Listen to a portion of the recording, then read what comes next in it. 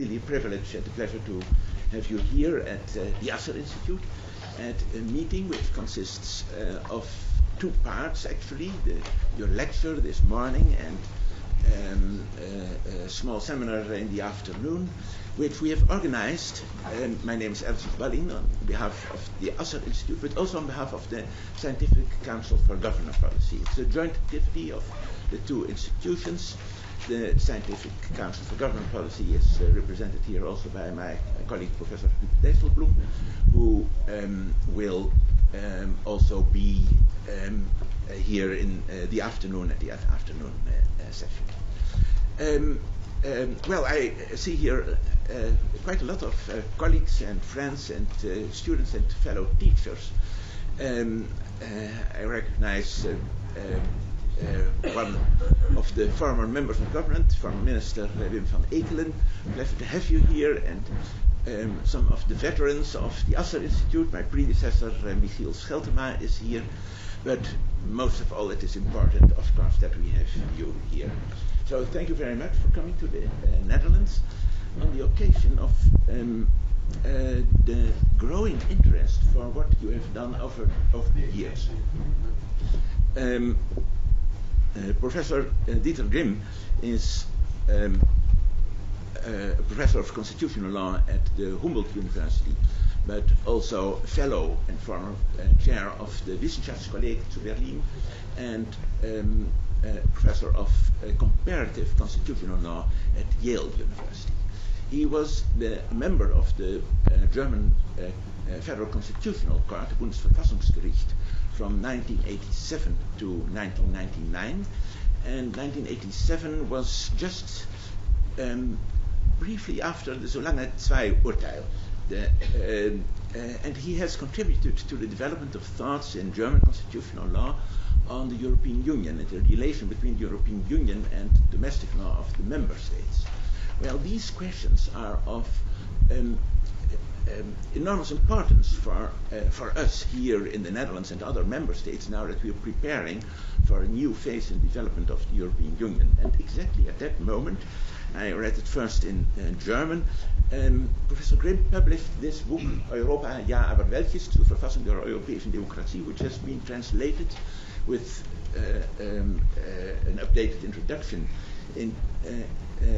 into the English language under the title The Constitution of European Democracy. It's one of the sources for us, for all of us, I think, when dealing with the development of the new ideas for the future of Europe from the viewpoint of constitutional law. Now, my colleague, Dr. Narine Idris, is a researcher at the Asser Institute within the strand Human Dignity and Human Security in International and European Law.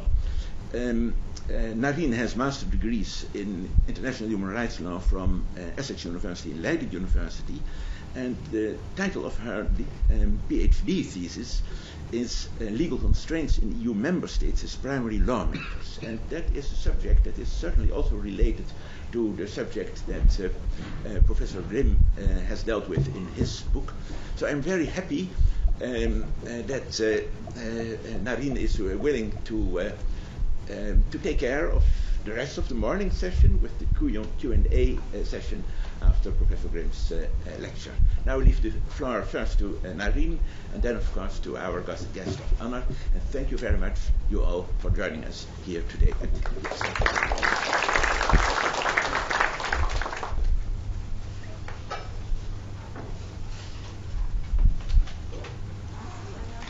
So, welcome to all of you to the lecture of Professor Grimm, which is on a very interesting topic, the over-constitutionalization of the EU. Well, we will first have the lecture of Professor Dieter Grimm, which will last about an hour, which will be followed by in a Q&A session in which you will find the possibility to raise questions related to his speech or questions on recent development as well.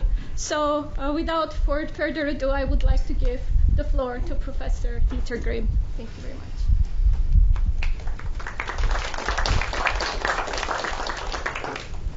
Thank you very much. Thank you for this invitation. It is a wonderful opportunity for me, not only to develop some ideas I may have, but also an opportunity to get your reaction to these ideas, which is, of course, for me the more important part, what follows after the lecture. You mentioned 1987, when I joined the court. You said correctly it was shortly after So lange zwei, and it was shortly before unification. I would say that my term on the court, which lasts 12 years in Germany in the Constitutional Court, I think more or less 10 years were dominated by unification problems, next to all the other business that continued, of course. But still, and this is why I mention it, but still the differences between then and now are big. If I exaggerate a little bit, if you allow that, I would say that the German Constitutional Court got a case involving European problems at my time, maybe either every third year. And this is not the exaggeration. The exaggeration is that nowadays cases involving European law arrive every third week, maybe every third month, but I think closer to every third week. And this shows, of course, already to what extent the impact of the European Union on the member states has increased. Now, I think it is quite undisputed that the European Union suffers from a lack of acceptance by its citizens. And it is likewise undisputed that this lack of acceptance in the long run endangers the project of integration. It is less clear what the source of the weakness is, and consequently it's less clear what a remedy for the weakness could be. In the beginning of European integration, there were no doubts about good reasons for European integration. Nowadays, many people doubt that there are good reasons for European integration. The beginning, the approval was high. Meanwhile, the approval has decreased, and I think the question is of interest to see why it was so in the beginning and why it changed over time. And I think in order to answer the first part of the question, why was it different in the beginning, I think one has to remember World War II.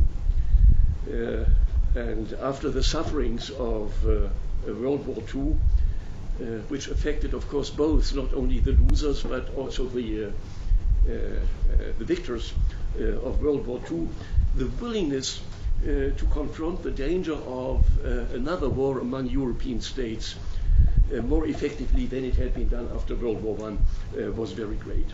Now, for generations with a living memory of World War II, I think it is still the greatest achievement of European integration that another war among at least the member states of the European Union has become extremely unlikely. But I have the impression that this achievement has paled, so to say, over time. Peace in Europe is no longer symbolically associated with the European Union. The distance between the end of the war and the founding of the European Economic Community was rather great, more than 10 years, and the beginnings with the customs union were, how should I say, were rather prosaic. The experience of the contemporary generations is a peaceful Europe, and even if one imagines Europe without the European Union, the consequence would not be immediately war among the European states. Now, for Germany, after World War II, there was still another reason to embrace European integration, because after the deep fall during the Nazi regime, the way back into the circle of civilized nations could only lead through European integration. France may have had different reasons. European integration provided France with the means to bring a newly strengthening Germany under control. Economically, through the communalization of coal and steel, that's to say war-relevant industries, militarily through a defense community, and politically through the European political community. These three communities were the original plans. And also these motives of the beginnings have faded away over time. The founding motives of Germany, as well as its wartime antagonists, are exhausted in a way.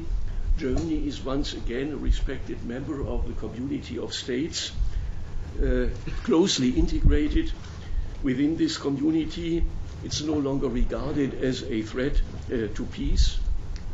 The EU, on the other hand, has expanded. Since its founding, 22 states joined it for entirely different reasons from those reasons that were the Germans or the French reasons in the beginning. And I think one must keep this in mind when comparing the original European euphoria with the current European lethargy. The early enthusiasm about Europe, in my view, was largely situation dependent, but the situation is no longer the same. Of the original plans, only the common market survived. Common market, I think, is an inadequate subject for enthusiasm. It's also not a source of rejection, because it appears more or less apolitical, and it enhanced the prosperity almost in every member state. I think this is one side of the alienation, one explanation of the alienation between the then European communities, today European Union, and the Union citizens. But this alienation, this aspect, gained significance only through another side. And this side was introduced by the European communities itself. Under the cloak of economic integration, changes took place that went far beyond a common market.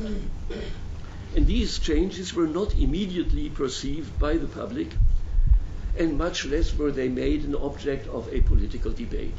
It was sort of a clandestine progress of integration beyond the original economic plans. For Germany, I think one can say, but I think it's also true for a number of other member states, that the turning point was the conclusion of the Maastricht Treaty in 1992. This treaty all of a sudden confronted the citizens of the member states with a level of integration that they had never been asked about. The Europe that Maastricht was to secure and to advance was not the Europe on which the acceptance had been based. European integration and European consciousness had fallen out of step. With respect to integration, Maastricht was an important step forward. With respect to acceptance, it was a step backward. It marks the turning point in the public attitude toward integration. In the long run, it fostered the spread of anti-European parties that won more and more seats in the European Parliament. And it gained again momentum by the Brexit. For the first time, a member state decided against Europe and against participating in further European integration. The responses to these developments are of long standing. The most important one, perhaps, was the drafting of the Constitutional Treaty in 2003, and the choice that this time it should be a treaty can only be explained by the legitimacy deficit that had in the meantime become clear.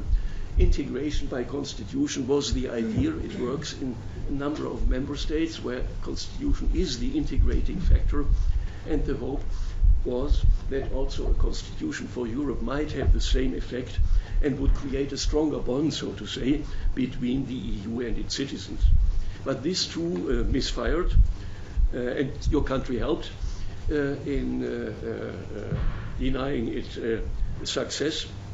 The Constitution, I think, looked like more Europe, when for many citizens it was already too much Europe. And I think it's not without significance that the constitutional treaty failed just in those countries where it was not ratified by Parliament, but where it was submitted to a referendum. Today's institutional reforms, I think the idea of a constitution is for the next years is dead. It may be revived later on, but for the next years I don't see any attempt with regard to this. Today's institutional reforms focus more on strengthening the European Parliament as the direct representation of the European citizens.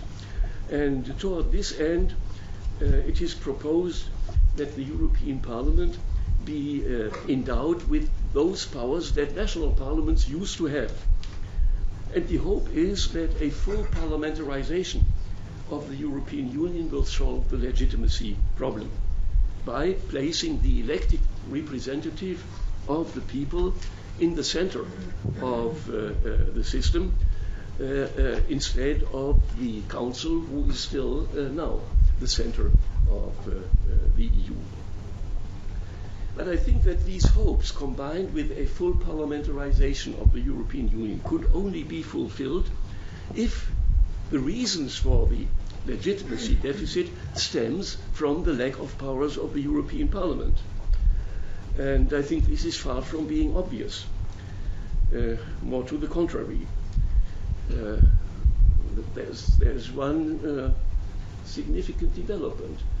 The more the powers of the European Parliament increased, and every treaty amendment increased the powers of the European Parliament, the lower the voter participation in the European elections, which indicates that at least the citizens don't seem to see the source of the problem here in the powers of the Parliament. But there are other causes for which I think that this idea would not reach its end. There may be good reasons to enhance the powers of Parliament, but I think it will not reach the end that it solves the legitimacy crisis. One very important doubt that I have in this respect stems from what I would like to call the weak representativeness of the European Parliament. And this in turn is related to the voting system. The European elections, the elections to the European Parliament, are not Europeanized. We vote according to national election laws. Only national parties compete in the election campaign. These parties campaign with a national platform, not with a European platform. When the results are known, the assessment usually, at least in Germany, this is the case, the assessment is only with regard to what would it have meant had it been the German election, the Bundestag election. Would the opposition have won or the government have won? But not an assessment according to European perspective. Consequently, the legitimacy that Europe gains through the election is very slight, because the connection between the election result and European politics is slight. The voting system actually blocks a flow of legitimacy from the citizens to the institutions of the European Union. Again, one can vote only for national parties.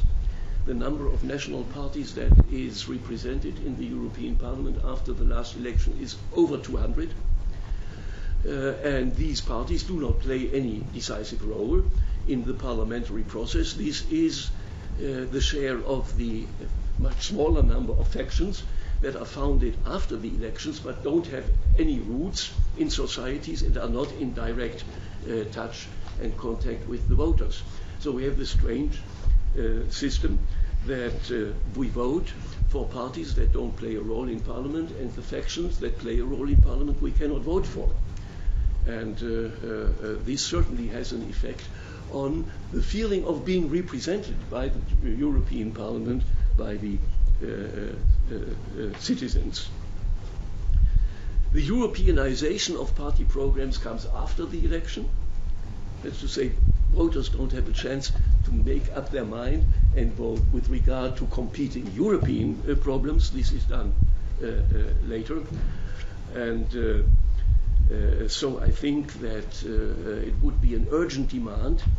The treaties provide already for that, so the principal question has been solved. There should be a European election law, there should be European parties, though this is already as a demand in the treaties. That's to say the 28 member states have agreed on that, but the implementation is lacking, but it would be an important step forward.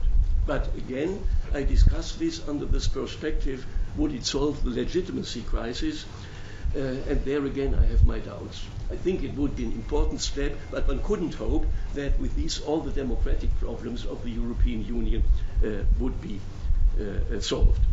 And I think that the most important reason for that is that a parliament, functioning of a parliamentary system depends on a large extent not only on the institutional questions. Parliament has a mediating function between the citizens and the state or the European institutions, and this requires that Parliament is embedded in a constant political discourse where citizens, individuals, or groups, associations can contribute to opinion formation, can contribute to interest articulation. These are, so to say, societal preconditions of a living democratic parliamentarism, and all this is weakly developed in Europe. Especially a lively political discourse is unconceivable without media.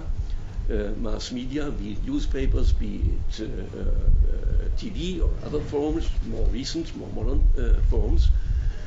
But there is hardly a perspective for European media. On the private basis, it wouldn't pay off, probably. And public media controlled by the European Union is not what we would wish, I guess. So this will be a handicap and impediment for quite some time. So I think in the absence of these societal substructures, one couldn't hope that European Parliament would then, even if the election were Europeanized, would solve that problem. Now, I think I should look for a moment for other differences that have occurred between the beginnings of the European integration and our situation now, and I would shed short light on the original composition and the original construction of the European Union. Originally, the European communities derived their democratic legitimacy exclusively from the member states. The member states agreed on the legal foundation, the European treaties. They were the main legislators in the Council. Council was and still is composed by members of the state governments. Council had to decide unanimously. This had an important consequence, namely the consequence that no member state could be subject to a law that it had not previously approved of, both by signing the treaty or by the creation of European secondary law. And it could hold, every country could hold its national government accountable for what it did in the next election. The European Commission and the European Court of Justice were authorized only to implement a law enacted by the member states, and thus seemed to be bound by the member states' political will. The European Parliament existed from the beginning, but it was not elected in the beginning, and it had only an advisory role. Now, there have been changes over time, and two are particularly important in my view. One is obvious, and the other one is less noted. The obvious one is the Single European Act of 1987. It partially abolished the requirement of unanimity vote in the Council. It was broadly hailed at that time because it put an end to the European immobility, but it had consequences for European legitimacy. It is now possible that member states are subjected to European laws that they have not approved of, maybe laws that they have explicitly rejected in their national democratic process. And the result of that, of course, was a legitimacy gap, at least for those countries that had been outvoted in the Council. The flow of legitimacy from the citizens through the national parliaments, national governments to the European Union was interrupted.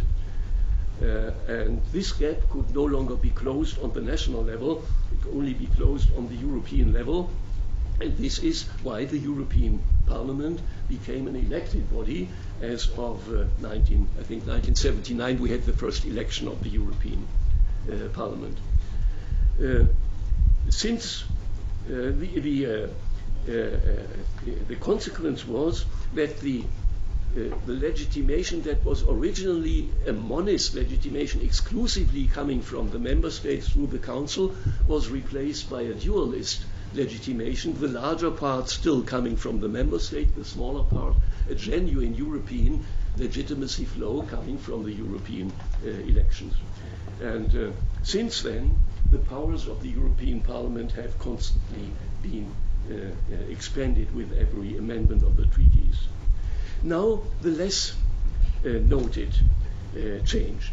This change had come much earlier than the Single European Act, but it had come, how should I say, with soft steps, so to say, not by amending the treaties, which is an open political act, but by interpreting the treaties. And on the basis of this are two, I think one can say, revolutionary judgments of the European Court of Justice, not too far after the foundation of the European Economic Community, decisions that every legal scholar knows or every legal person knows. I don't know whether everybody in the room has a legal training or not. So I mention at least these briefly, these two judgments of the first one, 1963, concerning a Netherlands case, a Dutch case, and 1 year later, 1964. The first judgment declared that EU law is directly applicable in the member states. This did not mean that it did not need transformation into national law, which is the normal thing for international law. This followed already from the text of the treaties. Rather, the European law no longer only contained duties for the member states to adapt their legal system to European requirements, but it conferred rights on their citizens, but especially on economic actors vis-à-vis the member states. Economic actors could now claim before the national courts that economic regulations, national regulations, that they felt burdensome for their economic activity conflicted with European law, and then the member states courts had to refer that question to the European court, and the answer was binding for the court. So this is the consequence that objective duties, as provided for in the treaties, were turned into subjective rights of the economic actors. The first judgment left open the question what happened if national law and European law are in collision. This question was answered. There was no need to answer it in the first case. The first case, as I said, came from the Netherlands, and the Netherlands is, I think, the only country I know that has provisions in its constitutions that international law always prevails over national law. No other country of which I know had rules like this. So there was no need to answer this question, but the second judgment concerned an Italian case, and there it was inevitable to do it, and the court made it clear that European law took precedence over national law, including the highest national law, namely the national constitutions. And if there was whether there was a collision was decided by the European Court of Justice, to which the national courts had to refer the questions of compatibility. Now, what does that mean for the further development of the European Union? And what is the clandestine change that has happened in the wake of these judgments? I think from that moment on, from the judgment 63, 64 on, the member states were no longer needed for economic integration, for establishing the common market. The European Court of Justice could take this in its own hands. All this is not, I think it's important to see, not inevitably drawn from the text of the constitutions. Like all law, European law is in need of interpretation before it can be applied. And interpretation always entails a certain range of discretion, not in the sense of arbitrariness, but certainly in the sense that the outcome of a court case is not fully determined by the text of the law that is applied. One can always construe law broadly or narrowly, and the European Court of Justice construed European law, you can say, very narrowly, extremely, very broadly, extremely broadly. The ECJ opened the gates to this possibility by a certain understanding of the European treaties, and behind this was a change, a choice of a certain legal method. The court didn't construe the European treaties, which were treaties under international law, didn't construe them like international law, that's to say in accordance with the will of the signatory parties, and narrowly if the sovereignty of the signatories is concerned, but it interpreted them like a national constitution, that's to say oriented on an objective purpose and detached from the intent of the member state and unconscious of the effects that the judgments might have on national sovereignty. So my question, to make this very clear, is not whether these judgments were right or wrong in a legal sense. We have lived with these judgments for 55 years. They have been accepted, never in the treaties, but in a protocol which has the same legal force as a treaty. So this is the European condition now, and what is doubtful are only the outer limits. Does the supremacy of European law apply unconditional, or are there outer limits? And this is, of course, what most constitutional courts of member states say. They say there are some outer limits. For instance, the very identity of a national constitution may not be negatively affected by European acts. But apart from these outer limits, this is accepted. And so I think it's in vain to ask the question, was that were these correct decisions or not? My point is, what were the consequences for the legitimacy of the European Union? And to that end, one should recognize how these judgments altered the character of the treaties. This alteration of the character of the treaties has not been noticed by European legal scholars, by people, specialists, European specialists of European law, who commonly hailed these judgments as an important progress, which they were.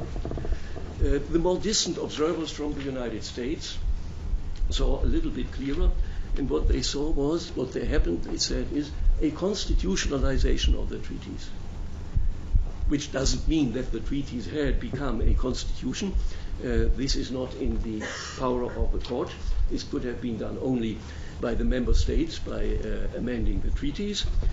But what happened is that the treaties now function like a constitution.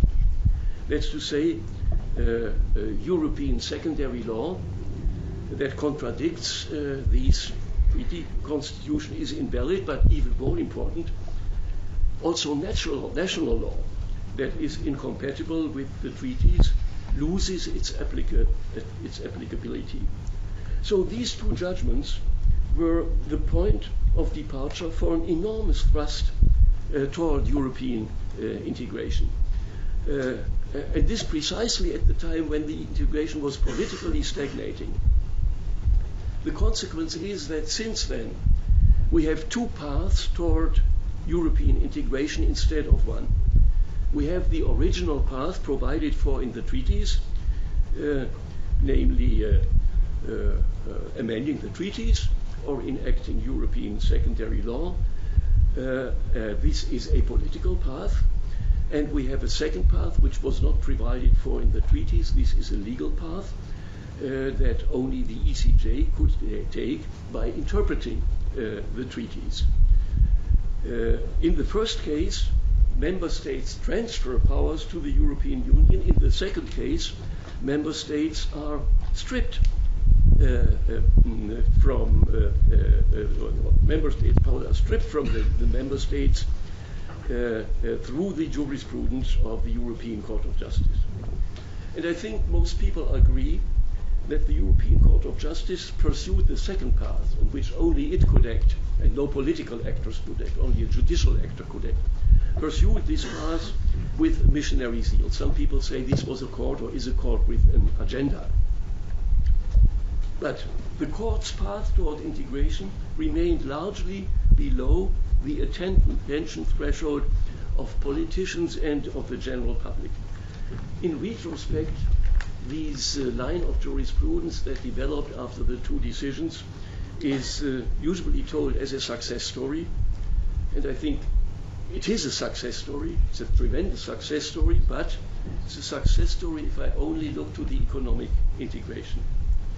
But the economic perspective alone is a cramped perspective.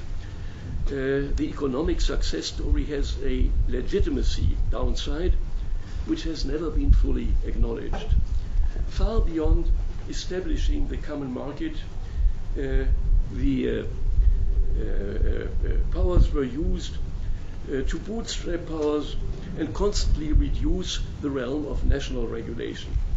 And it penetrates to a large extent into the sphere that the member states had reserved for themselves by not transferring powers. There are many examples for that, and it would be much too far to tell them. But the most important, I think, that the treaties ban protectionism. This is the purpose of the common market. But to a large extent, the European Court of Justice interpreted these anti-protection measures not only in an anti-protectionist way, but also in an anti-regulatory way. So national rules who may not have any protectionist motive, or not even economic motive, were nevertheless found to be an impediment to the establishment of the common market and were declared in violation of the European conventions. And a similar thing happened with regard to the very important question that every state faces: what do I leave to the market? What do I retain in my own hands for state regulation? This decision was taken away from the member states through the jurisprudence because the European Court of Justice said that this is a matter that immediately affects the common market, and so this is a European decision. Also, the prohibition in the treaty, prohibition of subsidies to enterprises that distort the market, were broadly interpreted and expanded to public services. So it was not only applied to the private sector of the economy, but was also applied to public services. A lot of the privatizations that we have seen in the last years, have not all of them, but a lot have their roots in this jurisprudence of the court. And there are other means in the jurisprudence that I skip now. Now, all that would perhaps not be a problem if the place that national regulations had, that were abolished, would be taken by European regulations. But here I think a significant observation comes to the fore, which we owe to the German political scientist Fritz Scharp, one of the best observers of European developments. And what he observed is that there is he calls it an asymmetry between positive and negative integration. Negative integration for him is deregulation on the national level. Positive integration is re-regulation on the European level. And now constitutionalization comes in. Negative integration is very easy. It is done with a stroke of pen of the European Court of Justice. Re-regulation on the European level cannot be done by the court. This is a matter of European legislation, and European legislation, as we all know, is much more difficult. Initiative by the Commission, then decisions by the Council and the Parliament, and the hurdles for that are very high.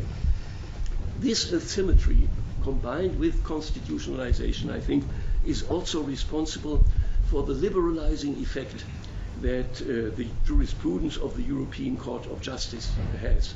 Not in the sense that the court pursues an economic agenda. The court pursues the treaty goal of establishing the common market, but indirectly the liberalizing, this constellation is responsible for liberalizing, because there is this asymmetry between negative and positive. And I think another factor is that, of course, most cases that the European Court of Justice gets, where the question of compatibility of national and European law is posed, come from economic actors that feel handicapped by national legislation. This is the usual way.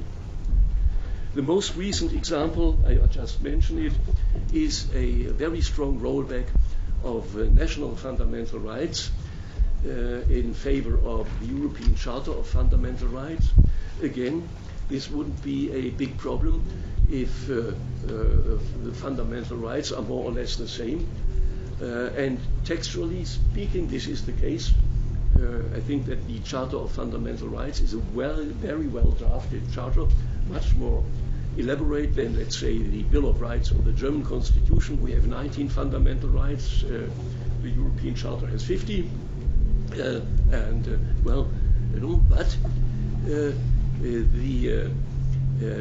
the textual identity doesn't repeat itself when it comes to interpretation. And I think it is a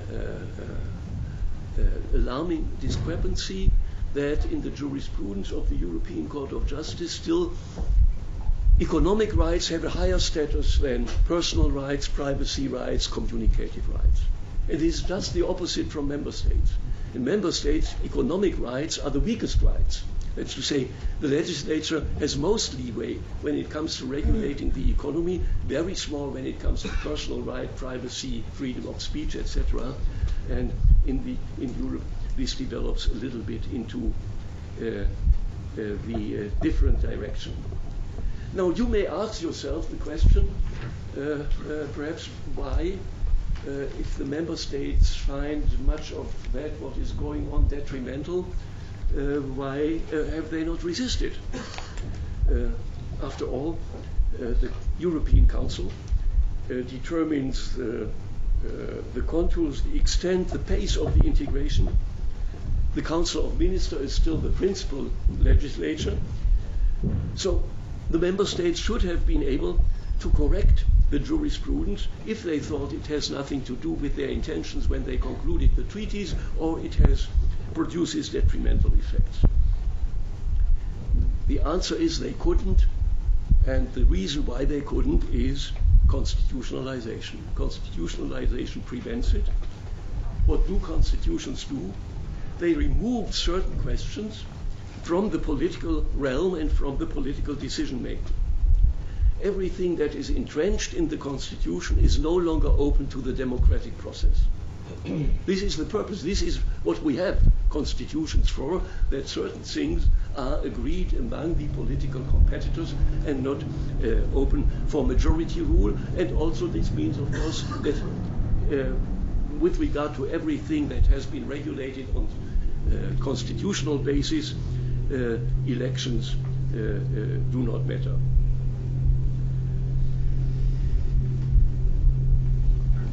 The question, of course, is the object that has now been constitutionalized through the two important judgments of 1963-64, is the object constitutional? And you just have to put a national constitution next to the European treaties, and you see the difference in volume.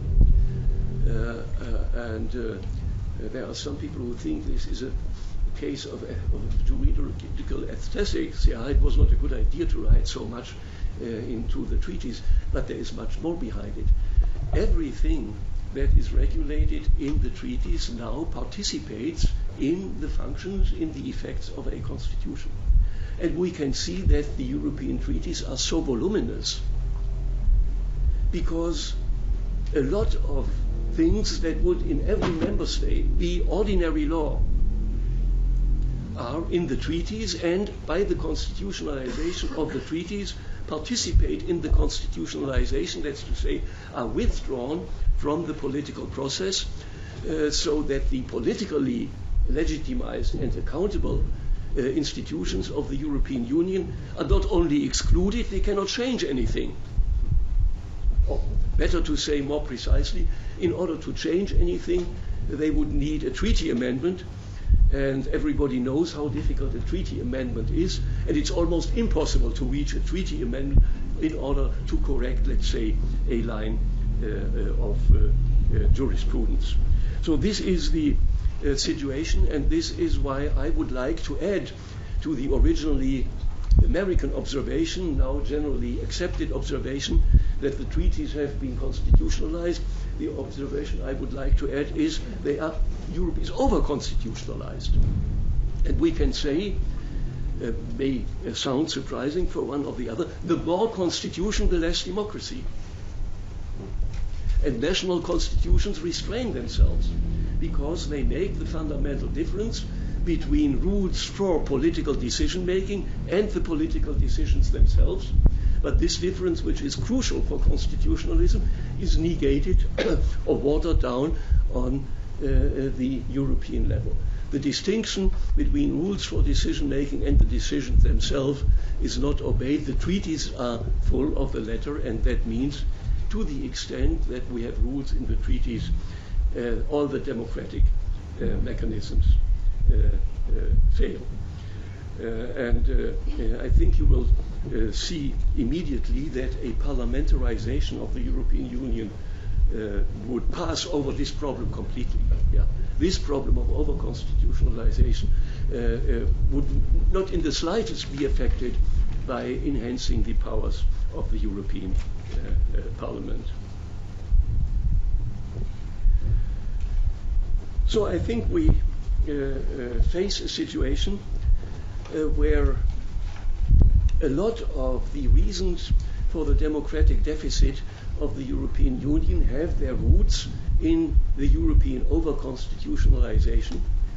It is one of the most important reasons. It's the least noticed reason. Again, I wouldn't say it's the only reason. There are others, but this is certainly the least noticed reason.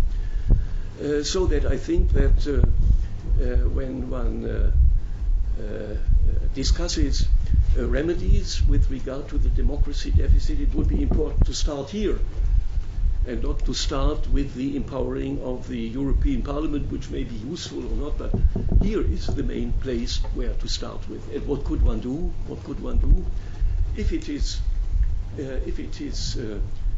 so that the over-constitutionalization is the source of the problem? Then one should try to reduce it. I would not suggest that we reduce the constitutionalization of the treaties. As I said, this is now a European condition for more than 50 years. But I would like to reduce the over-constitutionalization. And the means to do that is not very difficult, legally speaking. Yeah. Every provision in the treaties that is in its nature not constitutional law, but in its nature ordinary law, should be downgraded from the level of primary European law to the level of European secondary law, with the effect that then the political institutions of the European Union, to say Council and European Parliament, have access to these problems. Their hands are no longer bound if they think that the jurisprudence of the ECJ is not in line with their intentions as concluded treating parties. Then they change the law, as it is the case in every European state. There is nothing problematic to change the law in order to correct a line of jurisprudence. Over-constitutionalization prevents it, so we have to try to reduce it. We have to repoliticize political decisions. Now, decisions of a tremendous political impact are taken in a non-political mode, and going away from the over-constitutionalization would again hand these problems over to the political institutions, which then in the election I can make responsible for what they do or what they fail to do. So again, legally it would not be very problematic. Politically it would require a treaty amendment.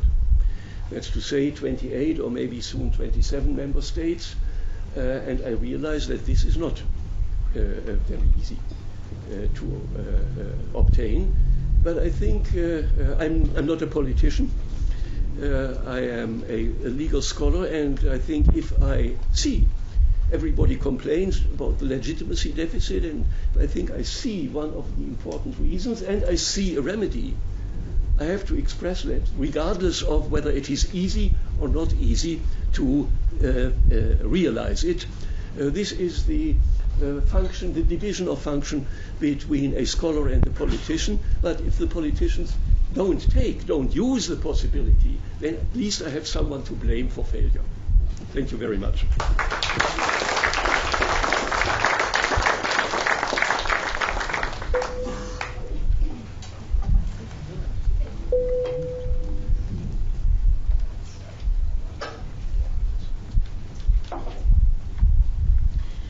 Thank you very much, Professor Grimm, for this interesting speech in which you gave us a lot of food for thought. Yeah, many interesting questions that arise.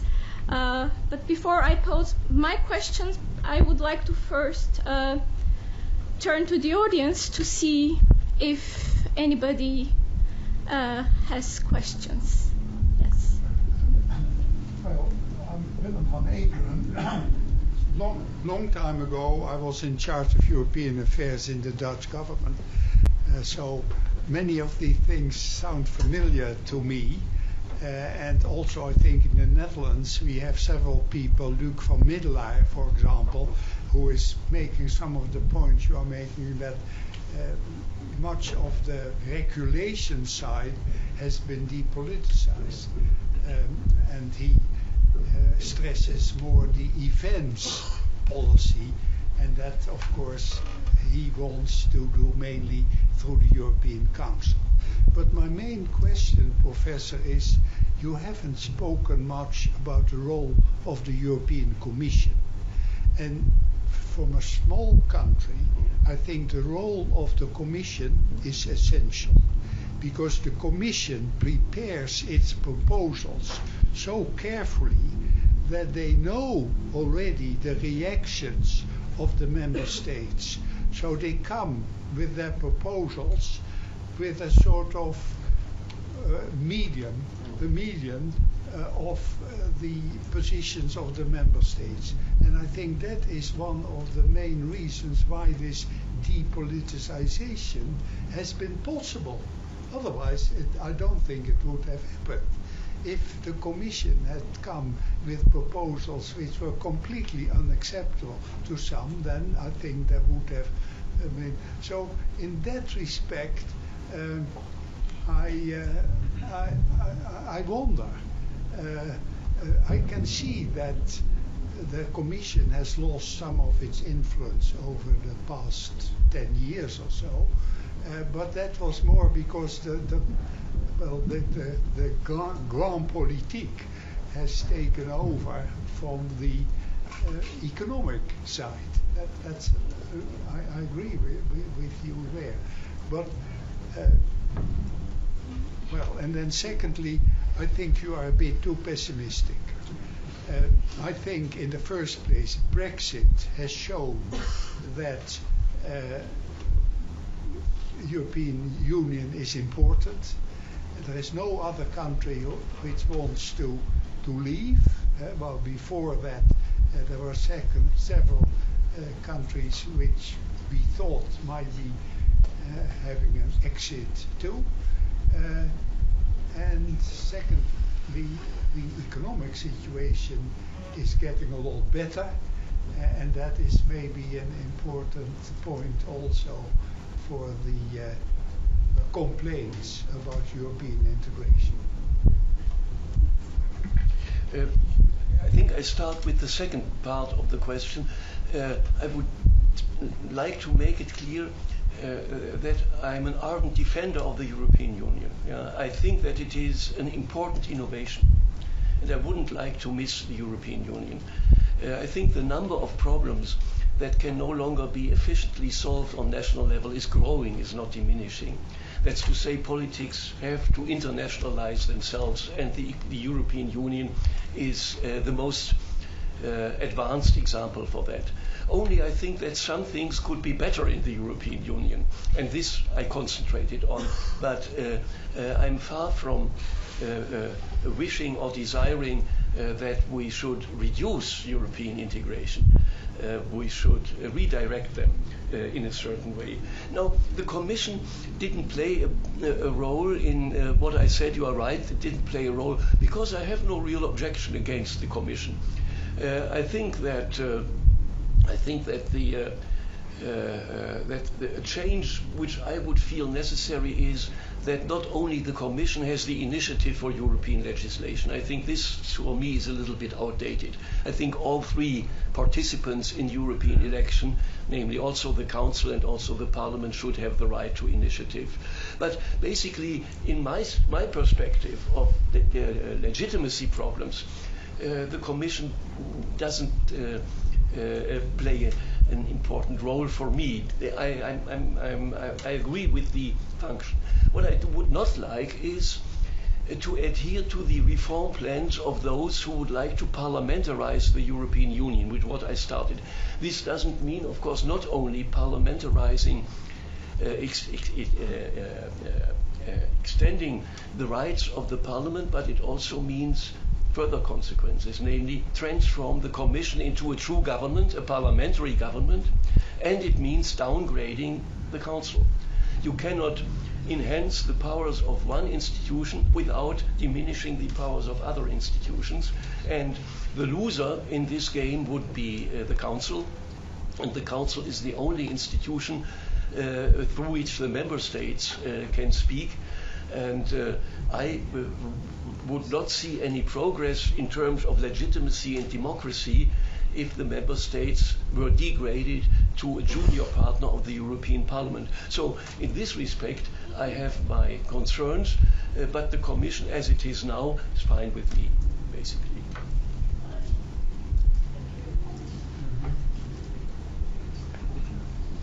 Dear Professor, my name is Jaap de Zwaan. I'm an Emeritus Professor European Union Law from Erasmus University. Thank you very much for your very in-depth analysis.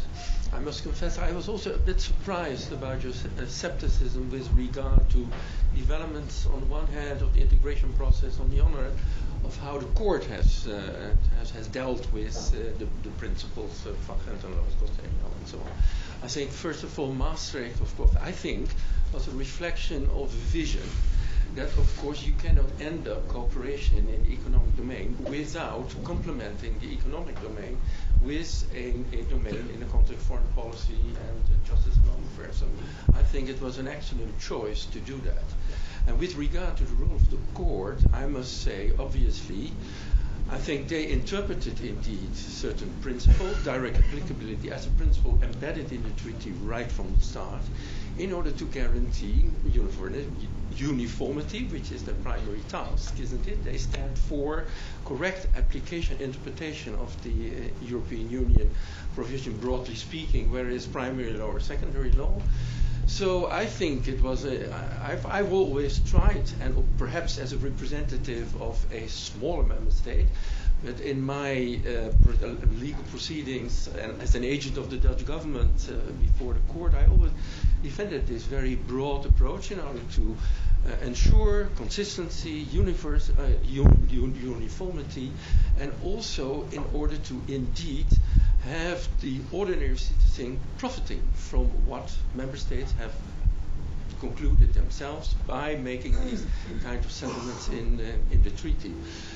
Finally, but not least, I'm wondering whether your solution for repoliticalization is a correct one. On the one hand, I support that idea very much, to shorten the primary law domain. However, as a counter effect, you might argue it adds to the quality of then the European Union law, primary law, as a constitution. It might add up to that.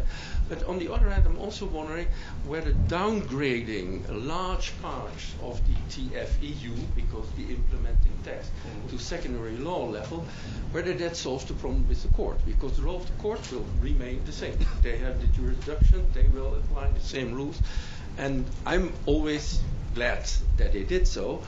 But I see another solution, perhaps, if there is indeed strong arguments to curtail their role slightly. I recall you that, of course, when we were still confronted with a second pillar and a third pillar, we excluded jurisprudence in certain areas, or we restricted the role of the court, the surveillance role of the court, by giving them jurisdiction to control procedures, CFSP. On the other hand, we excluded them from that side. So I was wondering whether your role, your solution, your global idea to downgrade the character of large parts primary to secondary, whether that gives the solution you are hinting at. Thank you very much. Yeah, thank you. Very interesting remarks. I try to be brief. I agree with you that Maastricht drew the consequences of developments that had taken place. But they had taken place more or less unnoticed because they were not reached on a political path but on a non-political path. An American political science professor, Richard Rose, said it was an integration by stealth. And I think we reached a point where an integration by stealth no longer is viable. We reached it at that time already, but now we see it even clearer. It's no longer viable because an economic integration may go along even if it is profitable for almost everybody without democratic legitimacy. It justifies itself by the result. But when things become political, democratic legitimation and ground acceptance is necessary. And I think we have this situation. I realize that this is a dilemma because much of the progress that we have made, and which I agree with in Europe, has been made because of the stealth, so to say, because it was not observed, it was not openly debated. And when we now shift to a more democratic way, we have to consider that this may slow down the European integration. But I don't see an alternative to continue on the more technocratic, more stealth way. And this is also, I think, already an answer to the middle part. I think, and maybe this differs from what you said, I think that in politics and in shaping a political entity, not only results matter, but also the question from whom do these results come. And there are certain developments, decisions of an extremely high political impact taken by courts, and in addition on the basis of constitutionalized treaties, so that there is no way to democratically reform them. This is my concern. And to the last one, yeah, of course, even if we downgrade those parts of it mainly concerns the second treaty, the Treaty of the Functioning. The other one is smaller and contains almost always, constitutional-like norms. So if we downgrade, of course, the European Court of Justice remains the authentic interpreter. But what is new? New is that its jurisprudence can be corrected. The court can be redirected, which is not possible when all this is on treaty, that's to say, constitutional level. So I opened the doors. I don't curtail the European Court of Justice, but I opened the doors for a democratic recollection if the politicians find it necessary and find the necessary agreement. Could you mention one example which is definitely needed? Well, I think all the maybe it becomes clearer when I say the following: the four fundamental freedoms are in the second treaty, but I would consider them as in its nature constitutional law. But all the implementations in the further articles of the second treaty are not indispensable or without consequence, without alternative. So I would open that and I could imagine, but I haven't thought this through, I could imagine that one integrates the four fundamental freedoms into the Charter of Fundamental Rights. I would think, but I have to think this through to the end, and I'm not through with that. Yeah. Thank you for your lecture. I'm Monique Sparla. I'm chairperson from the Women's Party of the Netherlands, and we went to the European Court, but it was really a disaster. We didn't get a proper, just court. But my question is, you are speaking about you're speaking about legitimacy. I would like to speak about who is in power, who is have the urgency to democratize Europe, and how I perceive now the political flow in Europe is that there is no much interest in democratizing Europe. Even if we look at the 27 different election laws, most laws, especially the Dutch one, has so much. If we look from a human rights perspective, have so many points where you can't join the elections. So I'm very concerned about the democratization and about the relation from the court, because the court is political on this moment, and that's really, really disturbing me. And if you look at the points from the power and the urgency, then I think the elite of Europe, and especially the elite of the Netherlands, have not properly analyzed all the problems are now in stake now and in the future. Economical parts of economical problems are not the only one we have to take in to solve the problems now we are in.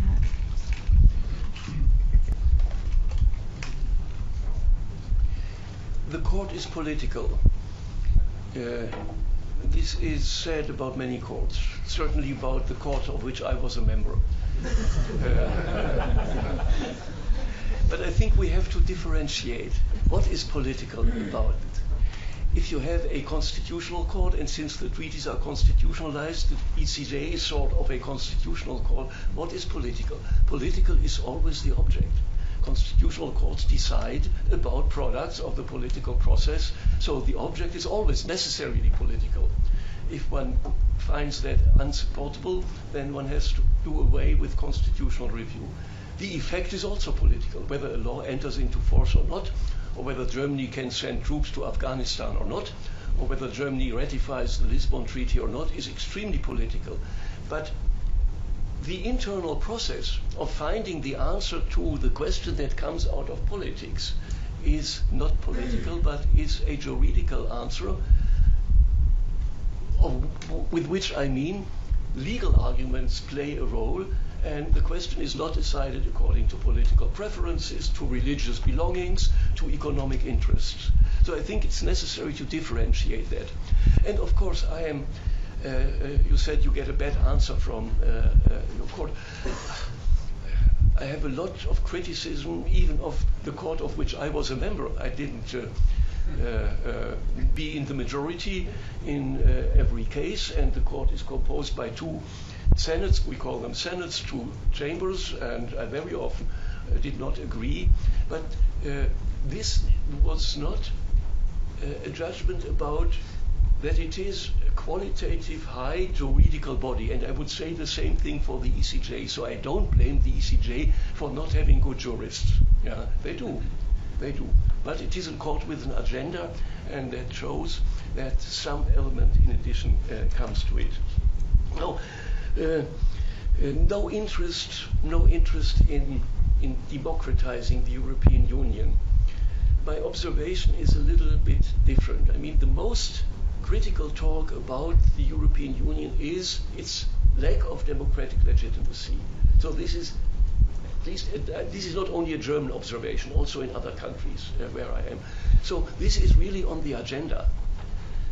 But the willingness to cure it depends, of course, to a large extent on locating the sources. And this was my attempt to show mainly that there is an important source of the problem that is not very much noticed. And when I have the occasion to talk with politicians, and thanks to Professor Scheltemeyer, I had some occasions yesterday and today, the politicians, of course, see in the first place the difficulty. And there is a difficulty, of course, I admit that.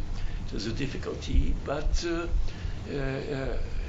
we are not in the situation where we can continue on the same path if we would like to keep European integration lively.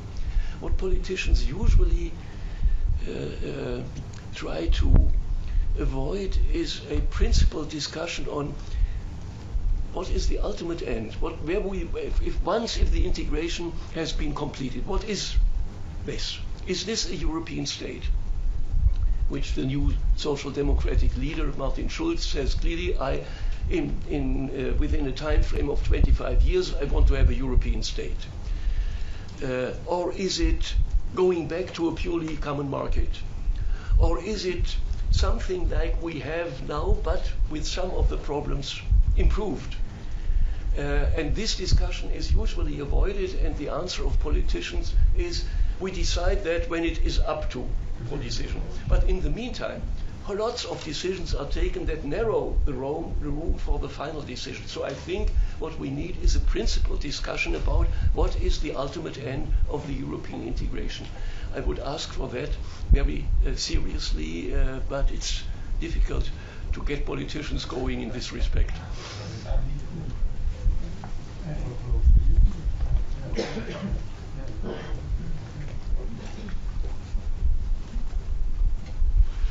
Good morning. My name is Marijn van der Sluis. I'm from Erasmus University Rotterdam.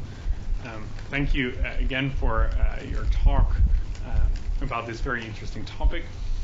I recently finished to shortly introduce myself and also the background of my question, I recently completed my doctoral thesis on the over-constitutionalization of the euro, so I'm very much interested in this topic. But my question is on two possible alternatives to your solution, because your solutions are very politically demanding. So part of my doctoral thesis are on the political reasons for over-constitutionalization. And I think the political consensus is overwhelming, has been overwhelming, pushing in one direction, more constitutionalization. So I think there are two possible ways out. And I think the first one I would be interested to hear your opinion about is the one by Fritz Scharf. He suggested not deconstitutionalizing the European Union, but denying direct effect to treaty provisions on the internal market. So keep intact the direct effect of secondary legislation, but not with regard to primary law.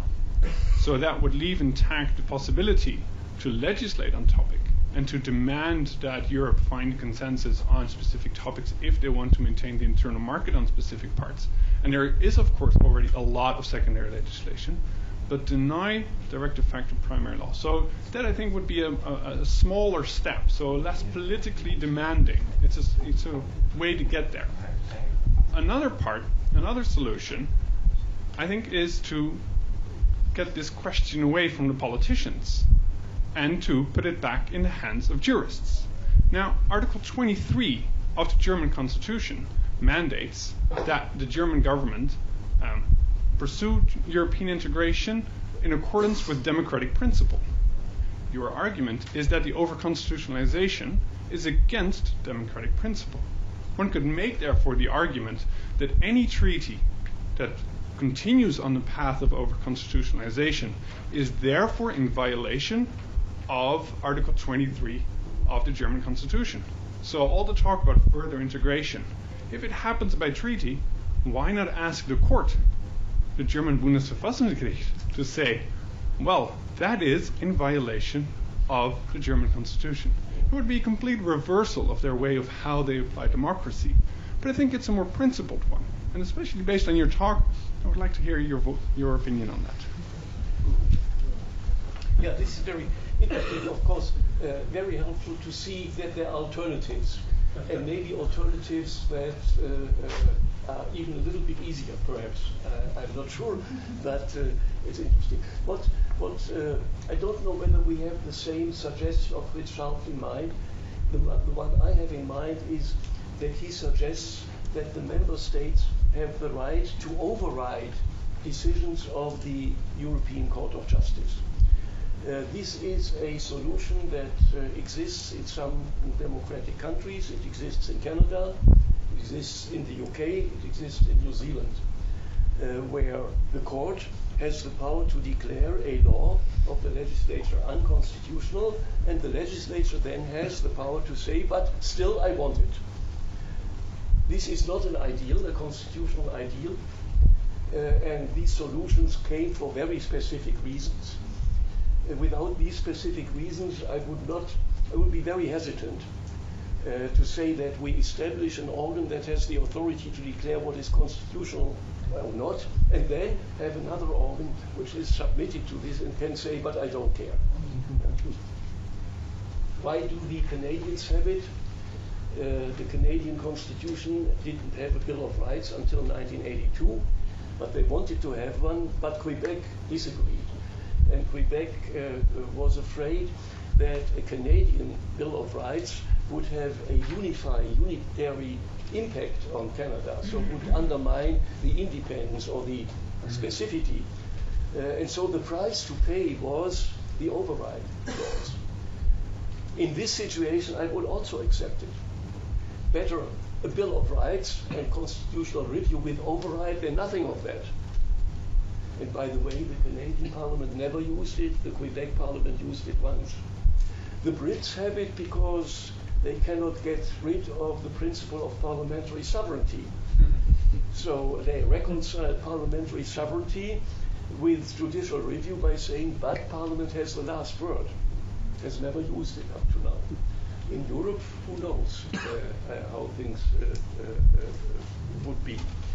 But this it doesn't mean that I don't find that I do not find interesting alternatives. The second one, just remind me with one catchword. The second Article 23 in a democratic principle. Right, yes. The national constitutional courts. I mean, the national constitutional courts, certainly the German constitutional court, claim the power to do that. To say they claim the power to review every treaty amendment or new treaty as to its compatibility with the provisions of the basic law. And the Maastricht Treaty and the Lisbon Treaty were reviewed. The court had its concerns, but the court was not prepared to say no and tried to find an alternative way, namely to strengthen the German parliament. Yeah. Always overcome its difficulties with the new treaties by saying, well, let's accept it if we raise the democracy standard in Germany and submit all these decisions to German parliament. My impression is that this way comes to an end. I don't see how the German parliament could be more strengthened than it has been up to now. So the question is, what now? The answer up to now was always yes, Europe, but Germany. Yeah. So if the but is exhausted, what remains? Remains the yes unconditional, or will the court at a certain point say, no, I don't know that, but the court certainly retains the power. Now, when it comes to democracy, especially, which Article 23 requires, only participation in a European Union that is itself democratic, then of course it's one of the most difficult questions. From what moment are you no longer sufficiently democratic? This is so difficult. Yeah, this is so difficult to say. And the court admits, in an international, supranational organization, democracy means something different from what it means in a nation state. So, which step of European politics or which step of the European Court really transgresses the line between still democratic, no longer democratic? I would like to be in a position as a judge to decide that question. So much depends on it for European integration. So I think we can probably expect that a moment may come where the court, with regard to a certain new development, says no, but I don't think that it will use this big instrument to say this is no longer a sufficiently democratic institution. Thank you very much. And if we could very briefly have the last two questions. Okay, thank you. My name is Tom van der Brink, Utrecht University. If you allow me, I would like to go back a bit to the problem analysis. So if the problem analysis is that we should rebalance, in fact, political integration to the detriment of legal integration, if you put it like that, so a stronger role for the political institutions and less for the Court of Justice, my question would be, is that not what we already have been seeing? Since, well, in fact, the Single European Act, the loss of the veto rights has a lot to do with that, obviously. Where move the mic a little bit closer. Okay, yeah, is this better? Yeah. Okay, I hope you didn't miss all what I said before. But I hope so. The main point is coming. So my point would be is that the relationship between the court and the EU legislator has already been changed a lot.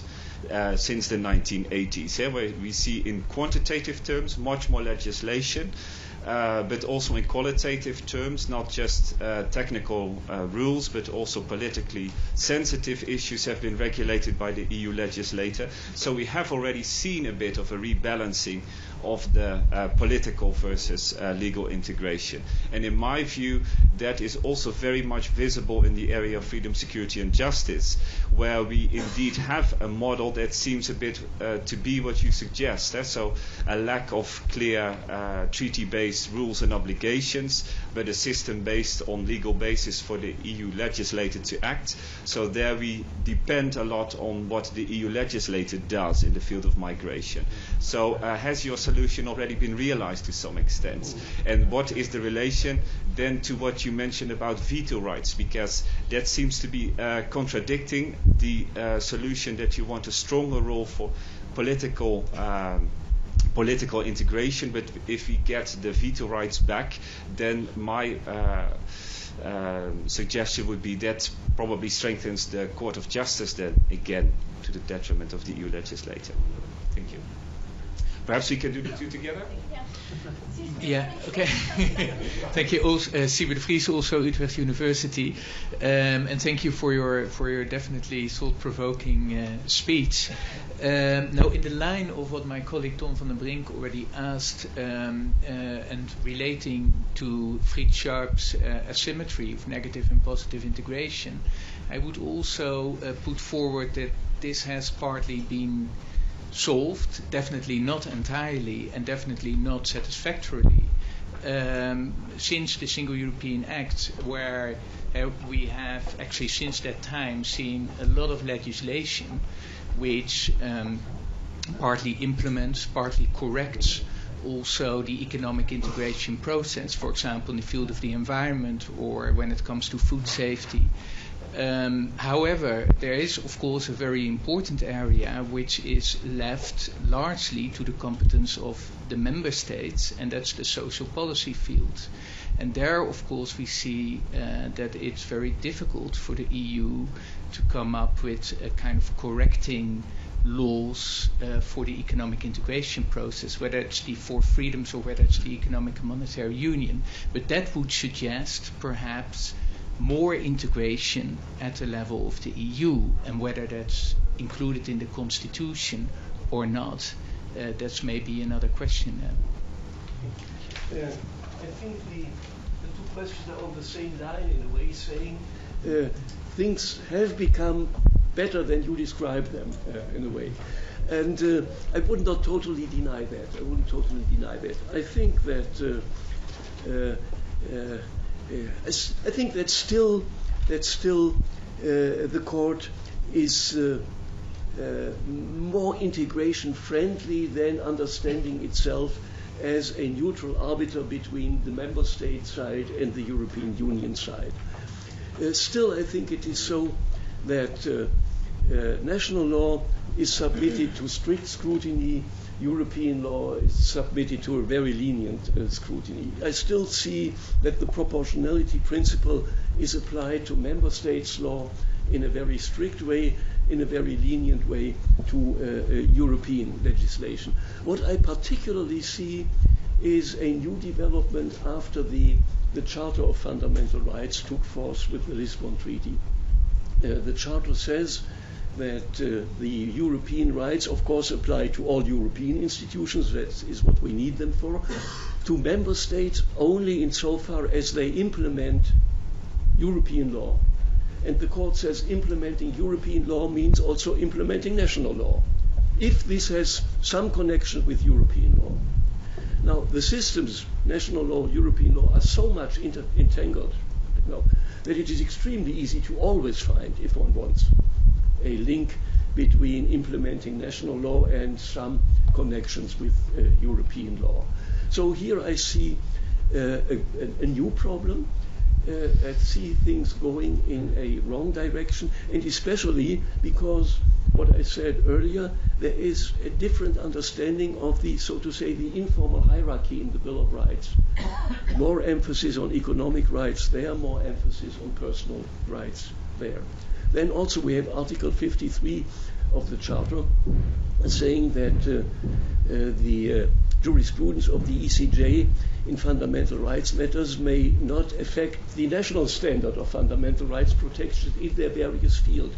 But the field is determined by the interpretation of Article 51, and it's very narrowly.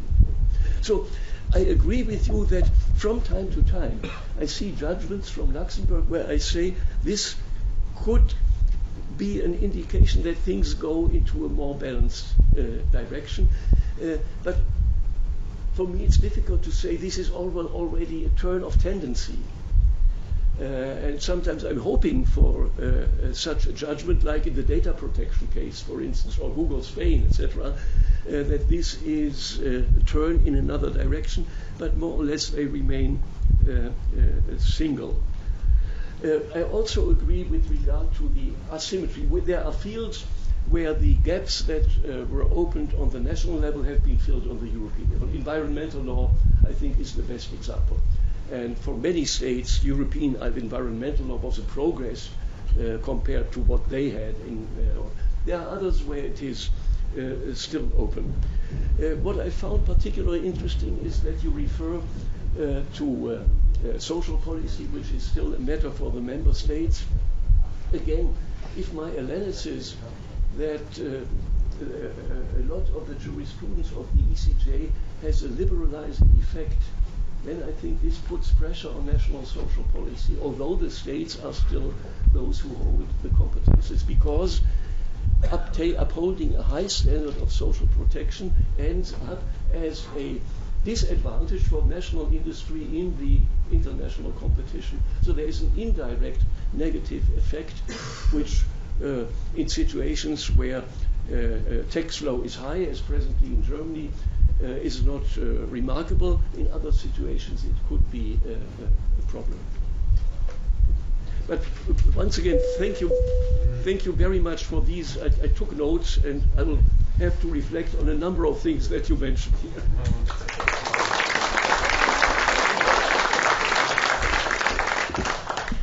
Thank you very much all for the very interesting questions. I think after this discussion we can end this meeting on a more positive note, and we all know that it takes systems to mature, and at the end of the day the EU is work in progress, so we will be keeping working on it.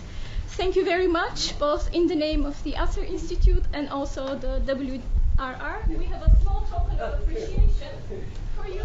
So thank you very much.